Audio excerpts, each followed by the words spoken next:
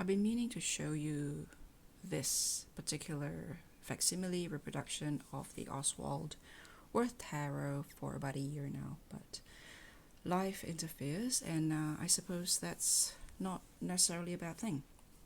So this is a reproduction of two of Oswald Wirth Tarot, one from the 1920s and the earlier version from the late 1880s, 1889 and 1926. And this is Tarot of the Magician, the original French book. Sadly, this is not available in English. I will link the website down below. I am not affiliated in any way with the how should I put the tarotist, the person behind this reproduction, and I was clued in on this last year thanks to a fellow collector here in New Zealand. So it come in this box. It says Le Tarot, and then 1889, 1926. Now this particular packaging here is a bit tricky. It has to put this, unfortunately, which kind of ruined the aesthetic somehow. It says do not pull, because your instinct is to pull this open, which is exactly what I almost did if I did not see that. So you imagine that this is supposed to look like so, which is very classy, very clean. Yeah, very, very clean, very elegant. But it's supposed to, let me see, you're supposed to push this a little bit, like this, like so. So you see that? Like so. So there it is. And then, let me just wipe my hand a little bit here, because I think I have some moisturizer on the palm of my hand. And then you fold it like so. And we put them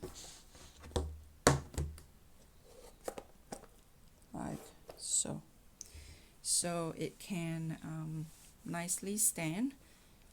I have this tray over here to hold this cloth, because this cloth is protecting that side of this table, which is often under very destructive sunlight. Not very good for the wood.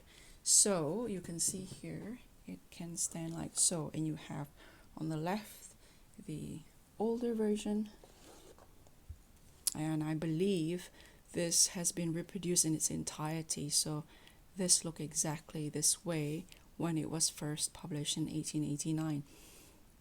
I don't know how to speak French. I don't know how to read French. Very, very basic words that I know how to pronounce and to read. So there's a 22 Arcana of Kabbalistic Tarot.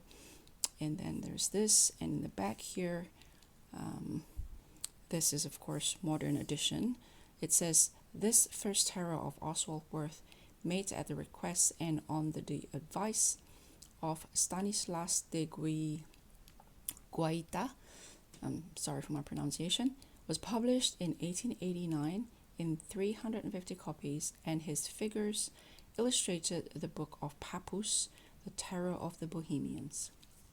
So if you go back on your tarot history, you will clearly see the larger context of Western Esoteric Tarot, and where the Oswald Wirth Tarot, which only consists of 22 major arcana, by the way, the tradition of focusing on the major arcana only is not new, and I am personally more interested in looking at the mysteries of the major mysteries, the major arcana, the only 22, because they remind me more of deep contemplative mysticism, and the likes of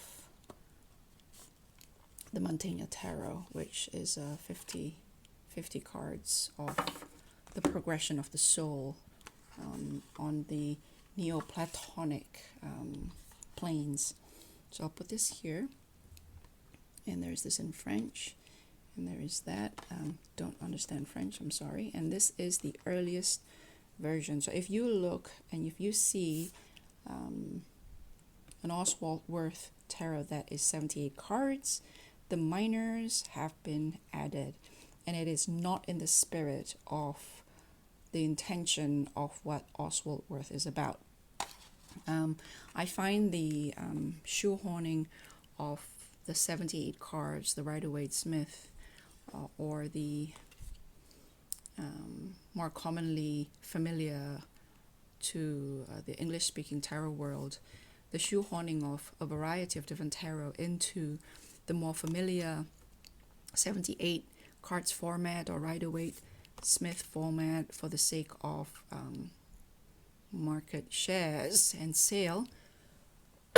Excuse me, I've started coughing again because now we've entered winter. I usually started coughing in August, but it's July and I'm already coughing. My respiratory system is especially vulnerable after last year. Yeah, so, and it completely disregard that way, it completely disregard the what the original was about. And people talk of appropriation a lot, and adoption, appreciation are not synonymous with appropriation. And in my opinion, I, as a minority myself, not that this has anything to do, well, I don't know. I suppose the Rider-Waite-Smith 78 cards are the majority, the largest market share, are familiar with that format, at least in the English-speaking world, or the English-speaking tarot world. And the quote-unquote appropriation as such of the ideas of, say, Oswald Wirth, or there's another one that I will show you, the tarot of, what is it called? I can never remember. Is start with an F, and he's also French, and he wrote in the 1980s. And I showed the 78 cards reproduction or version or retelling of the original majors only. And when I show you the book, and it's in English, I have the book in English, thankfully, you will understand how the additional minors just doesn't at all contribute to any original idea by the author. And so likewise here, unfortunately, because this is in French, I can't really read it out to you, but The Tarot of the Magician is a book that is widely available in English, but I haven't read because I did not end up exploring esoteric tarot as I initially had hoped. I was very much taken by more and more taken by the sort of Marseille, more mystical, more poetic approach to tarot, so I kind of abandoned my investigation of esoteric tarot. Having said that, I still love collecting these artifacts of Western esotericism or Western esoteric tarot, and so for my library. So you may know that I'm currently selling a huge chunk of my collection. Now this isn't going to be part of it. I'm going to hold on to this for a bit longer.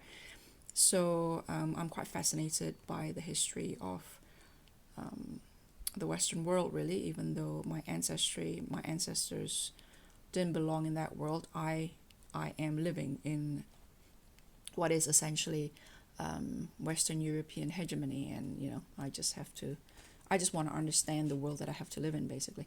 And so this is the one that you often see reproduced as 78 cards, because this is more attractive. You could see the Art Deco, early Deco aesthetic here with all the geographical shapes here, geometrical almost, and sometimes that gold is really blinged up. I think there's one by, I can't remember who, but it was just way too bling.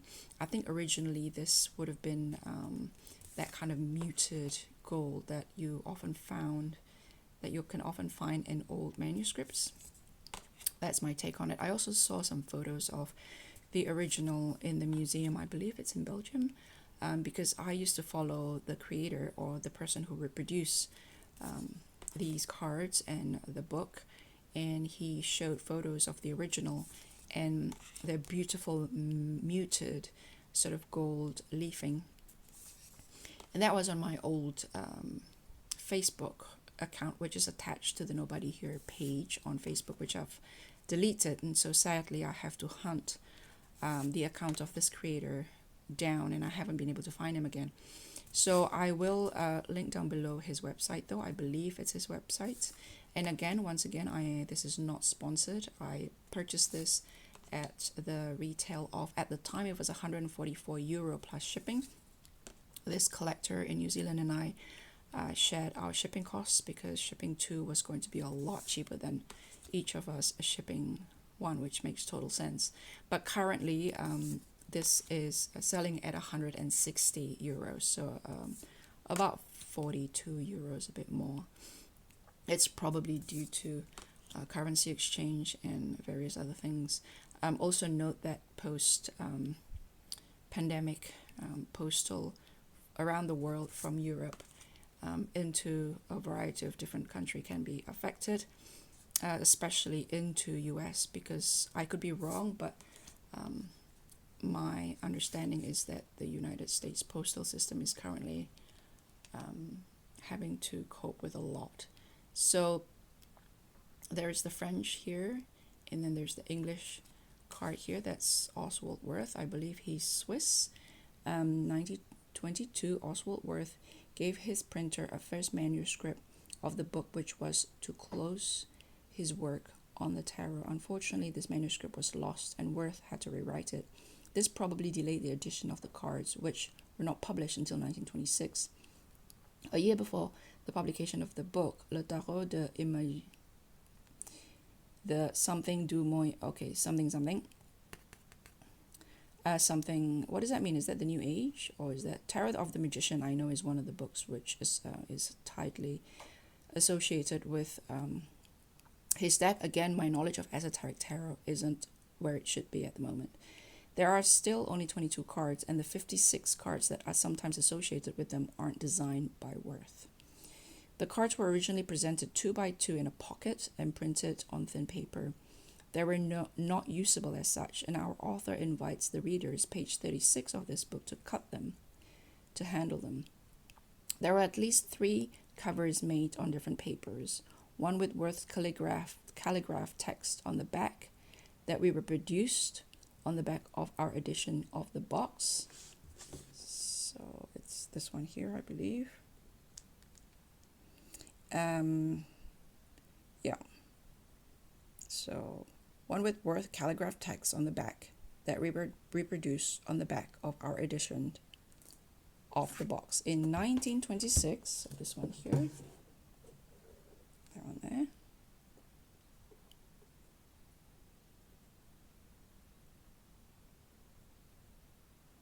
Quite lovely, very elegant indeed. In 1926, Wirth did not benefit, as in 1889, from a rich sponsor, and it is probably for this reason that the cards were marketed in boards. For easier use, we choose to reproduce them on a paper adapted to their large size, a little more than 0.5 millimeter thick, or 1.5 times the thickness of the usual card. It consists of 2 sheets glued back to back, which ensures its rigidity. So compared to one which I've showed you, I acquired from Adam McLean's collection through the same collector that helped me acquire this one. So I bought his copy. A lot of you commented, I'll put that video either at the link up here or at the end of this video. A lot of you commented that the cardstock looked really flimsy. In fact, they're not cardstock, they're actually pieces of paper. Now this is pretty thick. So, and I don't use this. I definitely only use this for reference purposes, so that if you read Esoteric Tarot, History of Esoteric Tarot, History of Western Esotericism, and people talk about Wirth, it's nice to be able to pull this from my bookshelf and be able to sort of examine and imagine, you know, how it was like back in the day, and if pretending to go back in time in some time capsule or some such. And so then it says printing techniques have changed a lot since 1926. We could have redrawn Oswald Wirth's card on a computer, applied them in homogeneous colors, and thus obtained an almost perfect product. But we would have lost everything that makes them so endearing.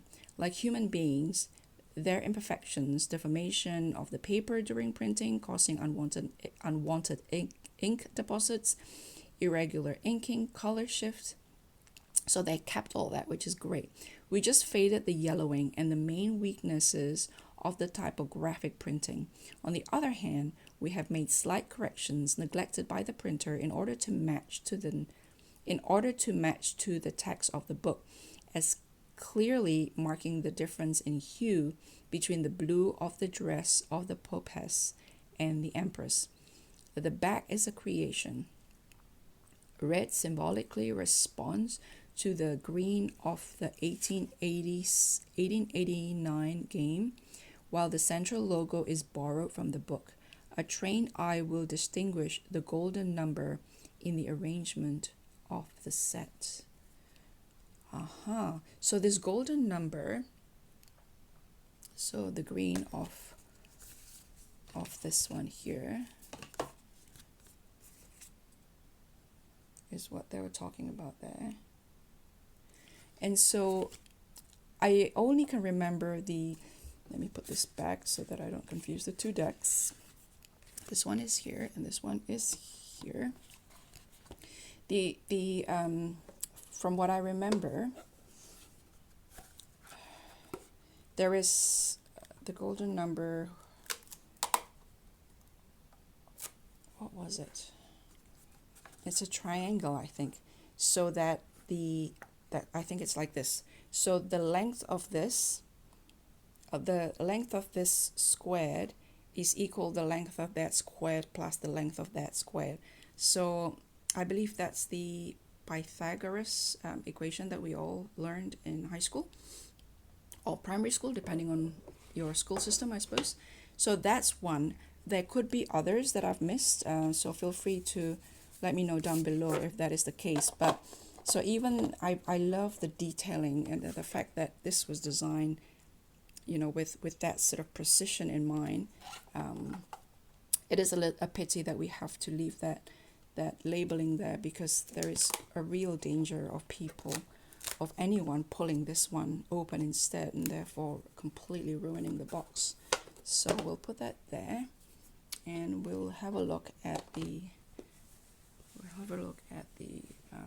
books. I can see why sometimes when you are looking through archives, you have to put on gloves, because your hand is quite oily, and every bit of it attach itself to the paper. And I also understand the importance of acid-free paper. I'm not sure if these are acid-free. Time will tell. But I'm a bit wary of my moisturized hand here, so we'll put this here for the moment as we take a look at. I'm going to quickly sip my lemon and ginger and honey. Because my throat is struggling. Okay, so let's take a look at the book. So the book is beautifully reproduced. Now, I wish this isn't there. I understand you need to have ISBN and all that. Do they have to be out there? Can they not be like in here? That kind of ruined it. But I'm nitpicking because everything about this is beautiful. You see this 1927. So, and that deck's 1926. And I'm not going to even attempt to read, but there is that page that was mentioned in the booklet. And look at that. That is, I believe that's the page here. No, it's not. There's another page. So this is, I wish I could tell you, but I know at least one of you who used to or still do watch my videos know how to speak French. At least one of you. So feel free to let us know what that says. So then there is, I think, did it say page 36?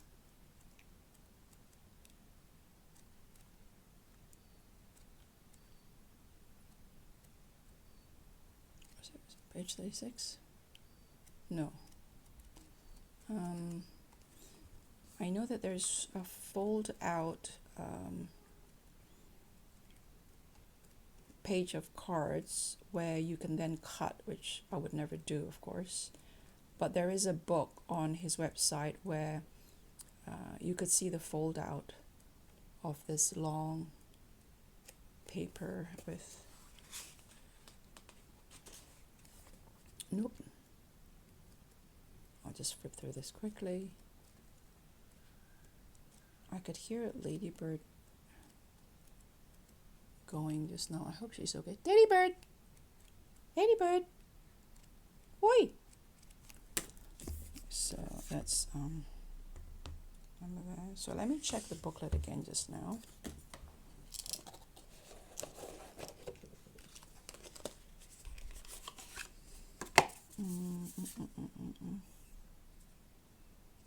Nope, that's a French. I don't read French. Page 36 of his book. Yeah, so I thought so in one of the pictures on his website you could see such a book with a fold out yeah, well that's page 36, so anyway. Unfortunately, because this is in French, there's very little I can tell you about what that's about. So 152. I'm not quite sure what this is about. Well, no point staring at letters I don't understand a word of. So I am going to end this here, and any additional information that any of you might know, please post down below, and if I find anything, I will write it and add it as an addendum in the description section under this video. And so that is the reproduction, brilliant reproduction, I believe the best reproduction to date. There is a ribbon there, and there's the headband here in yellow. The ribbon marker is in yellow as well, very tastefully done. And unfortunately the binding is mixed binding. You can see that the signatures are bound stitch binding, but then all of them are bound together using glue. So I think these days stitch binding isn't that expensive, or it shouldn't be. I know books which are Smith sewn, and they're selling for like $15, but we're talking the Bible, so those are probably have volumes to consider, while the occult is a very niche market, and they might not have the volume to justify the cost. But yeah, so that's the only drawback, is that that's glued together, even though each of the signatures seems to be sewn. So that is the Oswald Wirth Tarot reproduction. Bye.